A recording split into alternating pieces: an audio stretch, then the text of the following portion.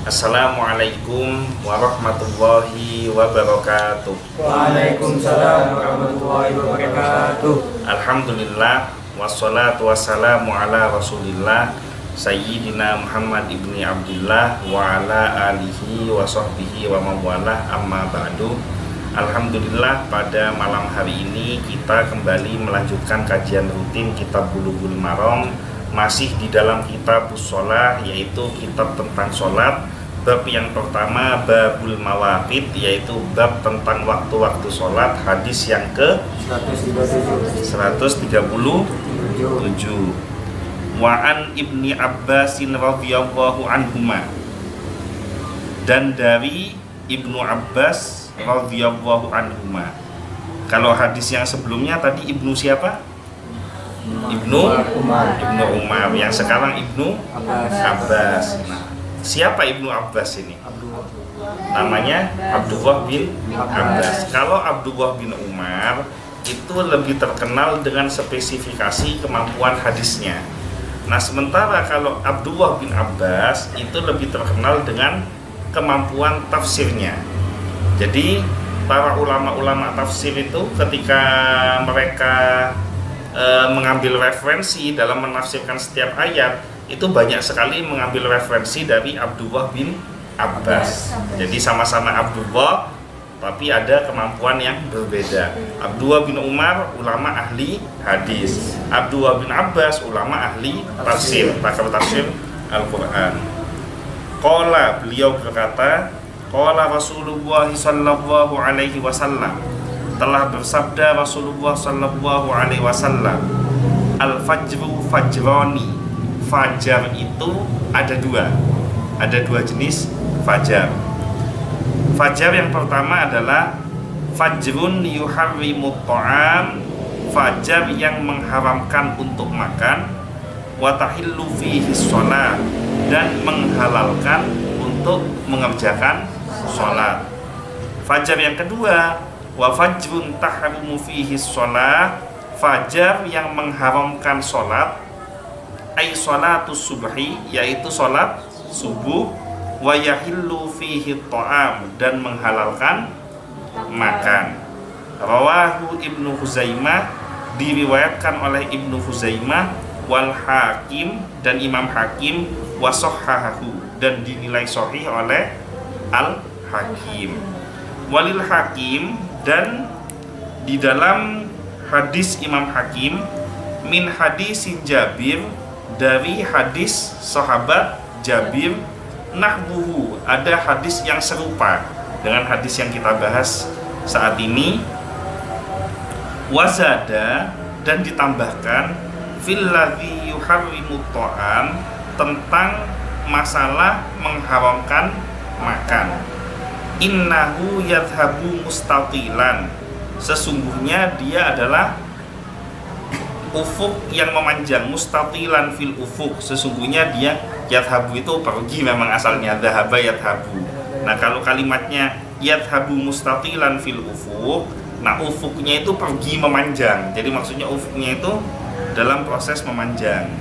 Wafil akhir, dan di wafil akhor, dan di dalam hadis yang lain, innahu kadzanabis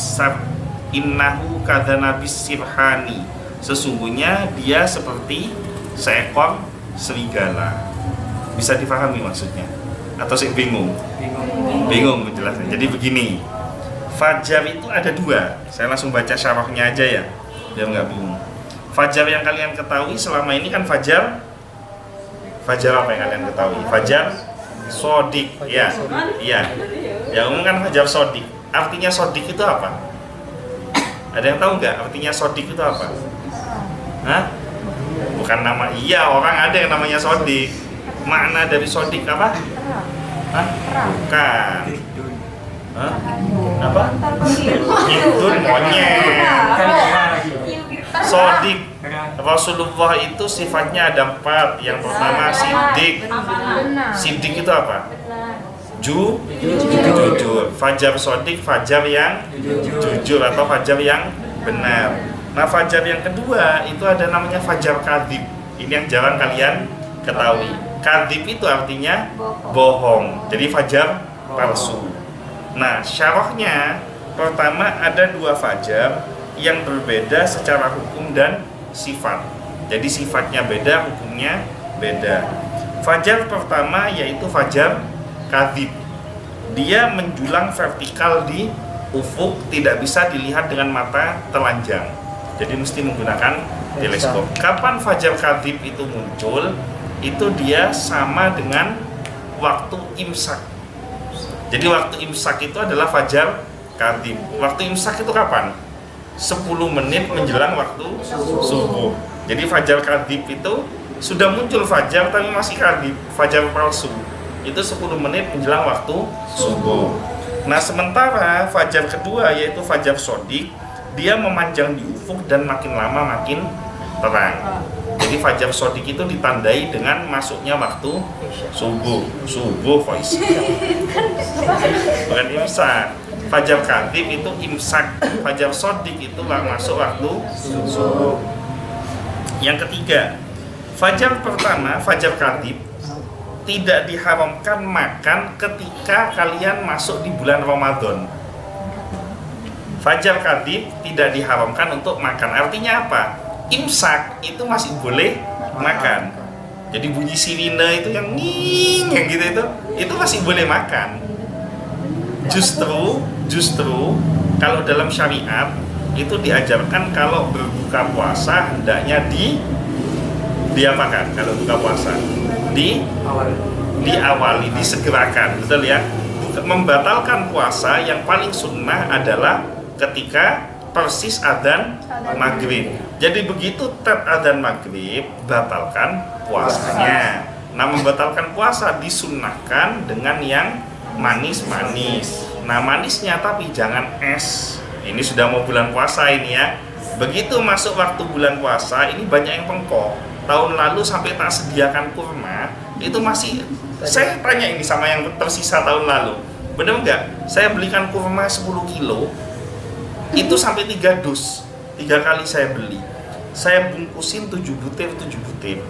Saya minta pegawai ketika masuk adzan maghrib, jangan makan apapun kecuali kurma. Saya sediain tuh. Kenapa? Karena ketika dia makan kurma, kan 1 hari penuh perutnya kan kosong. Dia kerja seharian penuh, istirahatnya kurang, perutnya dalam keadaan panas karena kosong. Ketika dimasukin kurma itu dia manis dan karbohidratnya tinggi, zatnya tinggi, maka dia akan bekerja dan soft di lambung. Sehingga nggak ada kejadian orang kena asam lambung kalau buka puasanya model begini, gitu lah. Nah, kalau misalkan kamu puasa seharian penuh, begitu buka puasa kamu langsung hajar minum es itu kan dingin, kaget perutmu. Hajar minum santan, kolek kan santan kan. Nah, dia kan mengandung lemak jenuh, kaget juga perutmu. Apalagi begitu adzan langsung kamu hajar makan besar. Kalau kamu hajar makan besar, kamu dalam kondisi lapar seharian. Begitu kamu makan, semua mau ditelan ya. Sampai kalau perlu sampai meja-mejanya mau ditelan kan gitu. Tapi kalau adzan buka puasa, kamu makan 7 butir kurma. Habis makan 7 butir kurma, minum 1 teguk air, sholat dulu sholat maghrib. Sholat maghrib suratnya jangan panjang-panjang, yang pendek-pendek. Zikirnya nggak usah panjang-panjang, disingkat aja zikirnya. Yang pokok-pokok aja sudah. Subhanallah 33 kali, Alhamdulillah 33 kali, Allahu Akbar 33 kali, tutup dengan la ilaha illallah 33 kali, doa. Nggak usah sepanjang kayak yang biasanya tadi itu. Langsung kamu makan, saya jamin nafsu semangat makanmu sudah kurang separuh. Kenapa? Karena kamu sudah kemasukan ya makan. Kenapa kok? Bagus nggak nafsu makan berkurang separuh? Bagus nggak? Bagus. Kenapa kok bagus? Karena habis itu kamu masuk waktu sholat isya. Ba'da isya kamu taraweh. Nah, kalau kamu waktu maghrib makan yang kekenyangan, taraweh tak kelar macem kamu. Gitu. Ya, jadi sunnahnya. Nah, ini dabluknya luar biasa anak tahun lalu ini.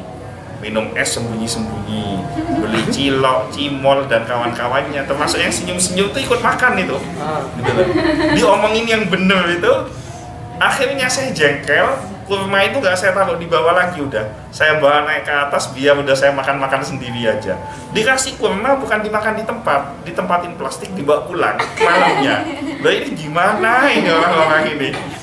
Jadi sekalian nggak saya bagi. Nah ini gimana, bulan puasa besok mau dibagi apa enggak kurmanya? Kalau dibagi janji loh ya, dimakan betul persis sesuai aturan. Minum es boleh, kolak boleh, usul mau makan cimol, cilok dan kawan-kawannya boleh, tapi setelah makan besar. Jadi makanan yang betul ketika bulan puasa, buka puasa, batalkan dulu, sholat, selesai sholat baru makan besar. Nah ini kalau buka. Kalian buka puasanya udah bener apa enggak selama ini? Hah? Alhamdulillah. Benar semua. Ya. Nah sekarang kita lanjutkan ke sahur. Sahur yang paling afdol itu adalah mengakhirkan sahur. Jadi waktu yang paling betul sahur itu justru imsak. Sementara banyak muslim begitu masuk waktu imsak malah nggak mau makan, nggak mau sahur. Padahal itu yang paling bagus, yang paling afdol. Dan makan itu yang betul kalau buka puasa jangan banyak-banyak. Kalau sahur makan yang banyak. Nah, ada yang ngomong, Ustaz, saya kalau makan banyak tidak bisa. Kenapa? Karena bangun sahur saya tidak semangat untuk makan. Iya, jelas tidak semangat. Karena kamu bangun langsung makan, habis makan tidur lagi, kan gitu toh? Itu pola yang keliru. Yang betul itu gimana yang betul? Bangun 1 jam sebelum subuh. Ngapain? Sholat tahajud. Kerjain dulu tahajud. Bisa 2 rakaat bagus, bisa 4 rakaat bagus. Yang paling bagus 8 rakaat karena sesuai dengan sunnah Rasulullah itu kalau tahajud 8 rakaat. Sholat dulu tahajud 8 rakaat. Nggak usah witir karena kamu sudah witir waktu tarawih. Insya Allah toko Gladys besok saya sudah ngomong sama istri, mulai Ramadan tahun 2022 waktunya tarawih tutup, toko akan kita tutup, pegawai melaksanakan tarawih tapi 8 rakaat saja, jangan 20 rakaat. Selesai tarawih toko dibuka, kita jualan lagi sampai jam 10 malam. Jam 10 kalau tidak ada yang masuk lagi toko saya tutup. Kalau masih ada yang masuk ya kita layani. Jadi harapannya supaya semua betul-betul optimal ibadah pada waktu bulan puasa. Saya tidak mau, saya kemarin coba, saya full, saya buka sampai malam-malam terus ya. Sholat saya los, suka-suka anak-anak waktunya sholat. Taraweh saya ini ternyata yang didapat gak jauh beda dengan tahun sebelumnya. Malah dihitung-hitung lebih kecil tahun kemarin daripada tahun sebelumnya. Nah masa masalah uang mau ditukar dengan ibadah. Nah jadi besok harus semangat taraweh, jangan ditinggalkan karena tarawih itu kamu hanya 1 tahun 1 kali dan tidak bisa diqodho. Tidak mungkin kamu Syawal saya mengqodho tarawih, itu tidak bisa, hanya dikerjakan di bulan Ramadan. Iya kalau umurmu nyampe di Ramadan tahun 2023 kan gitu toh. Kalau tidak nyampe terus kamu tidak tarawih kan gitu. Kalau saya mungkin sih nyampe 2023. Amin. Tidak tahu kamu.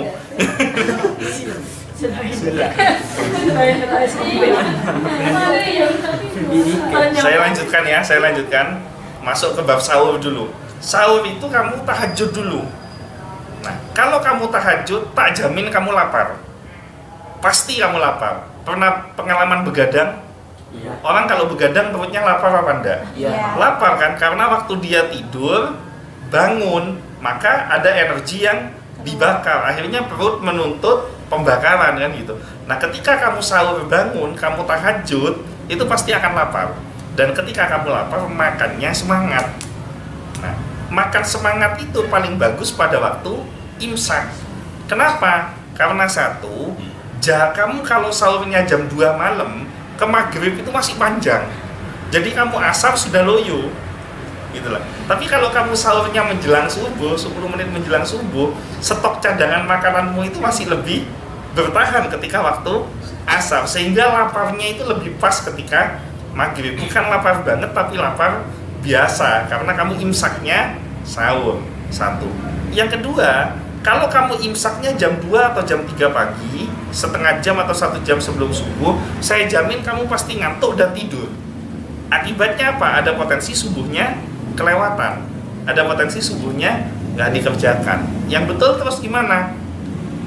Makan, habis makan langsung sholat subuh, kan durasi waktunya pas 10 menit gitu loh. Makanya kenapa sunnahnya sahur itu pada waktu imsak.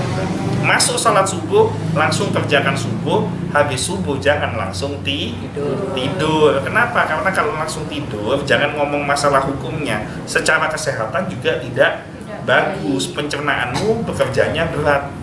Jangan tidur dulu, setel alarm. Kamu cek di Muslim Pro, di aplikasi Muslim Pro, itu ada waktu matahari terbit. Kamu setel alarm waktu matahari terbit, kamu baca Quran sampai matahari terbit. Walaupun terserondut, sudah ngantuk, paksakan aja baca. Paksakan aja, walaupun ngantuk-ngantuk itu paksakan. Nah, selesai itu, baru kamu mandi. Selesai baca Quran, terbit, mandi. Mandi pakai air dingin. Selesai mandi itu, saya jamin kamu udah ngantuk. Kamu bisa berangkat kerja. Nah, siang di sini yang mau tidur waktu bulan puasa monggo, enggak apa-apa, tapi tolong gantian. Dan tidurnya tolong di musola, jangan tidur di toko. Ada orang ngeliat kamu tidur kan, enggak apa-apa, monggo. Ada bos yang ngasih jam tidur buat pegawai. Enggak ada, tidur enggak apa-apa waktu bulan, bukan sekarang loh ya, waktu bulan puasa. Ya. Kenapa? Yes, koilulah aja 30 menit aja. Tidurnya itu koilulah 30 menit, jangan 3 jam ya. Dan kalau bisa gantian, jangan semuanya tidur bersama. Dan saya minta tolong kalau misalkan toko lagi rame ya bangun, jangan kurang 15 menit ini. Tak ketak kamu kurang 15 menit ya. Tuh. Jelas ya? Jadi ingat gimana polanya kalau bulan puasa? 1, awali buka puasa dengan yang manis. Yang paling bagus adalah makan kurma. Berapa butir? 7. Kenapa kok 7 butir? Biar kenyang. Karena kebutuhan nutrisi tubuhmu selama 1 hari langsung tergantikan dengan kurma 7 butir. Kalau beli kurma 7 butir 1 orang setiap hari 1 bulan mahal apa enggak? Mahal. Sama toko disediakan, berarti tinggal dimakan. Jadi nanti kalau ada yang sampai kejadian kayak tahun lalu dibungkus tidak dimakan, saya stop, nggak saya kasih lagi ya. Lah iya toh, dibungkus nggak dimakan, makan cimol, ya apa gitu. Cimolnya enggak apa-apa, setelah selesai makan nasi, makan besar gitu. Nah terus waktunya sahur gimana? Akhiri pada waktu imsak. Jadi begitu bunyi sirine atau waktu as-sholatu wassalamu alaik itu kamu makan. Itu as-sholatu wassalamu alaik namanya sholawat tarhim. Bukan tarhim, itu bukan waktu tarhim, bukan menunjukkan waktu. Itu namanya tarhim, itu menceritakan tentang proses Isra Mi'rajnya Rasulullah. Nah cuma karena diputarnya pada jam-jam imsak, orang selalu mengatakan oh ini sudah tarhim kan gitu kan. Nah padahal itu sholawatnya namanya sholawat tarhim. Karena identik diputar imsak, akhirnya orang menyangka ini waktu tarhim. Dan celakanya sekarang orang sudah nggak tahu tarhim itu apa. Parahnya sekarang bukan tarhim tapi ngomong mualik. Oh sudah mualik.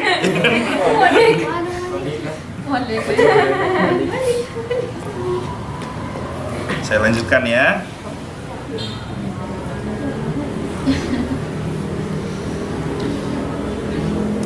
Nah, pada waktu fajar kadzib tidak diharamkan makan, masih boleh makan sahur dan masih belum boleh dilaksanakan sholat subuh. Nah, tetapi ketika fajar kedua yaitu fajar shodiq diharamkan makan bagi yang berpuasa. Jadi kalau misalkan kamu lagi makan, ini ada 2 ulama ada beberapa pendapat. Pendapat yang pertama, bangun waktu imsak kemudian makan. Begitu makan dapat 3 suap, masuk adzan subuh. Pendapat ulama yang pertama, selesaikan sampai habis makannya. Karena kenapa? Ikut masuk di waktu sahur. Yang penting jangan imbu, jangan tambah gitu. Jadi sesuai dengan porsi yang dia ambil. Itu pendapat yang pertama.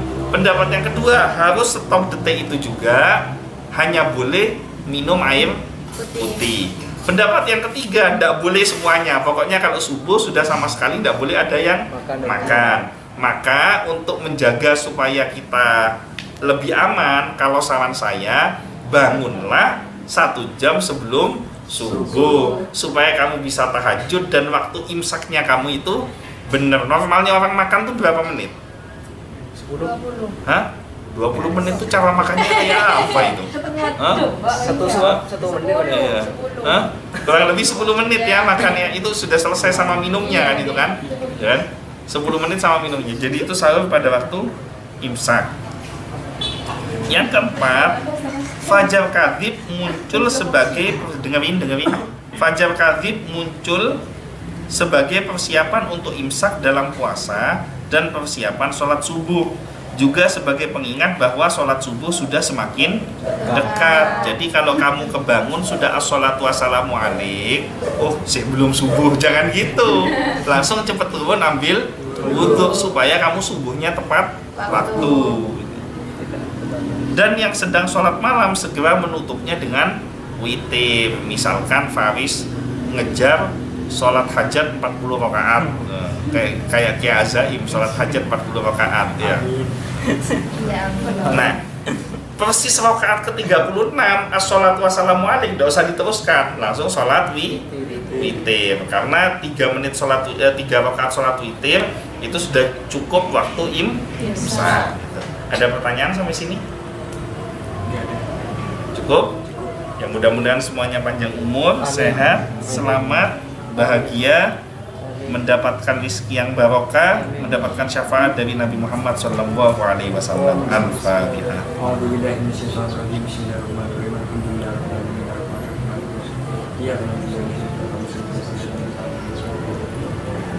Sekian dari saya, kurang lebihnya mohon maaf. Wallahul muwaffiq ila aqwamit thoriq, wabillahi taufiq wal hidayah. Wassalamualaikum warahmatullahi wabarakatuh.